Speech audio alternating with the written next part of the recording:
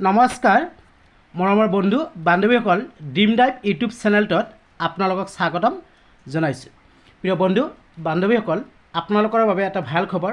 যদিহে আপোনালোকে চৰকাৰী চাকৰি বিচাৰিছে তেতিয়াহ'লে আপোনালোকৰ বাবে এটা ভাল খবৰ। কি খবৰ আপোনালোকে চাই লওক, ভিডিঅ'টো স্কিপ নকৰাকৈ চাব, তেতিয়াহ'লে ভিডিঅ'টোত থকা কথাখিনি আপোনালোকে বুজিব পাৰিব আৰু এই পোষ্টসমূহত আপোনালোকে এপ্লাই কৰিব পাৰিব। এটা এডভাৰটাইজমেণ্ট ওলাইছে, এডভাৰটাইজটোত লিখা আছে ডাইৰেক্টৰ অফ হেল্থ ছাৰ্ভিচৰ পৰা এডভাৰটাইজমেণ্ট ওলাইছে।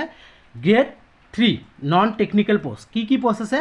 হেল্থ এডুকেটৰ, জুনিয়ৰ এছিষ্টেণ্ট বা একাউণ্ট এছিষ্টেণ্ট কাম LDA, number 3 basic health worker. এই তিনিওটা পোষ্টত টোটেল 191টা পোষ্ট আছে। এই 191টা পোষ্টৰ কাৰণে কি কোৱালিফিকেশ্যন লাগিব, তাৰপিছত চিলেকশ্যন প্ৰচেছ কি হ'ব, এপ্লাই কেতিয়াৰ পৰা হ'ব, এই গোটেইখিনি কথা এই ভিডিঅ'টোত আমি আলোচনা কৰি আছোঁ। আপোনালোকে কেৱল স্কিপ নকৰাকৈ চাব। এপ্লাই ডেট, আপোনালোকে যে এপ্লাই কৰিব, এপ্লাই ডেট হৈছে 12/9/2025 চনৰ পৰা 21/9/2025 চন, অৰ্থাৎ 12 তাৰিখৰ পৰা এপ্লাই আৰম্ভ হৈছে আৰু 21 তাৰিখৰ ৰাতি 12টালৈকে আপোনালোকে এই এপ্লাই কৰিব পাৰিব। এপ্লাই কৰাৰ কাৰণে আপোনালোকে চাব www.dhs.assam.gov.in, তাতে আপোনালোকে ৱেবছাইটটো খুলি ল'ব, তাতে ৰেজিষ্ট্ৰেশ্যন কৰি আপোনালোকে এপ্লাই কৰিব পাৰিব। এতিয়া ক'ত কিমান পষ্ট আছে?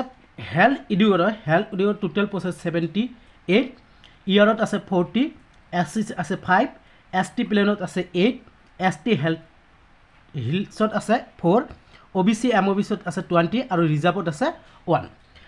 নাম্বাৰ 2 জুনিয়ৰ এছিষ্টেণ্টত টোটেল পষ্ট আছে 72, ইয়াৰত আছে 36, SCত আছে 6, ST প্লেনত আছে 7, ST হিলছত আছে 4 আৰু OBC MOBC 18 আৰু ৰিজাৰ্ভত আছে 1। তাৰপিছত বেচিক হেল্থ ৱাৰ্কাৰত টোটেল পষ্ট আছে 41, ইয়াৰত আছে 21, SC 3, ST প্লেনত আছে 4, ST হিলছত আছে 2, OBC MOBCৰ কাৰণে আছে 11 আৰু ৰিজাৰ্ভ 0। একেবাৰে সহজ নন টেকনিকেল পোষ্ট। কি এবাৰ চোৱা কি ডকুমেণ্টছ লাগিব, অৰ্থাৎ কোৱালিফিকেশ্যন কি লাগিব এইটো চোৱা।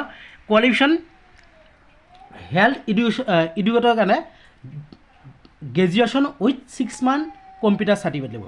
6 মান্থ মাষ্ট বি, বুজি পাইছেনে?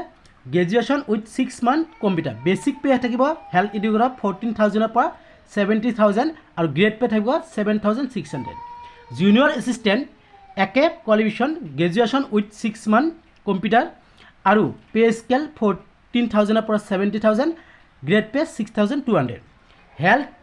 বেচিক হেল্থ ৱাৰ্কাৰৰ graduation with 6 month computer must be and pay scale 40,000ৰ পৰা 70,000, গ্ৰেড পে 5,600।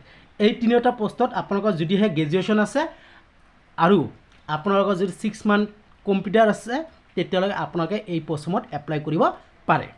এতিয়া যিটো এজ লিমিট, আৰু এটা কথা কৈ লওঁ মই, যদিহে কোনোবা চাকৰি কৰি থকা প্ৰাৰ্থীয়ে এপ্লাই কৰিব বিচাৰে তেতিয়াহ'লে সেই প্ৰাৰ্থীৰ ন' অবজেকশ্যন চাৰ্টিফিকেট লাগিব। এজ লিমিট আপোনালোকে চাওক। আনৰিজাৰ্ভ কেটেগৰীৰ বাবে এজ লিমিট 18 to 40, OBC MOBCৰ 18 to 43, SC STৰ কাৰণে 18 to 45 আৰু PWD 18 to 50। এইখিনি এজ লিমিট থাকিব লাগিব। এপ্লিকেশ্যন ফিজ ন' ফিজ, এপ্লিকেশ্যনৰ কাৰণে কোনো ফিজ দিব নালাগে। চিলেকশ্যন প্ৰচেছটো আপোনালোকে চাব। চিলেকশ্যন প্ৰচেছ কেনেকৈ? Selection process shall be notified in due course of time in the official website of the director of health services, অৰ্থাৎ ডাইৰেক্টৰ অফ হেল্থ ছাৰ্ভিচৰ যিটো অফিচিয়েল ৱেবছাইট আছে তাতে চিলেকশ্যন প্ৰচেছটো আপোনালোকক কৈ দিব কেনেকুৱা ধৰণৰ কি হয়। এতিয়া যদিহে আপোনালোকে এইখিনি কোৱালিফিকেশ্যন অৰ্থাৎ গ্ৰেজুৱেশ্যন আৰু যদি 6 মান্থছৰ কম্পিউটাৰ আছে তেতিয়াহ'লে আপোনালোকে এই পোষ্টসমূহত এপ্লাই কৰিব পাৰে। আজিলৈ এইখিনিতে। ইয়াৰ পিছত যদি কিবা এটা নটিফিকেশ্যন ওলায় মই আপোনালোকক জনাই দিম। গতিকে আপোনালোকে ভিডিঅ'টো চাই থাকিব আৰু চেনেলটো ছাবস্ক্ৰাইব কৰিব, ছাবস্ক্ৰাইব বেলটো বজাই ৰাখিব, লাইক কৰিব, কমেণ্ট কৰিব, যিমানে পাৰে ফ্ৰেণ্ডক শ্বেয়াৰ কৰিব। ধন্যবাদ।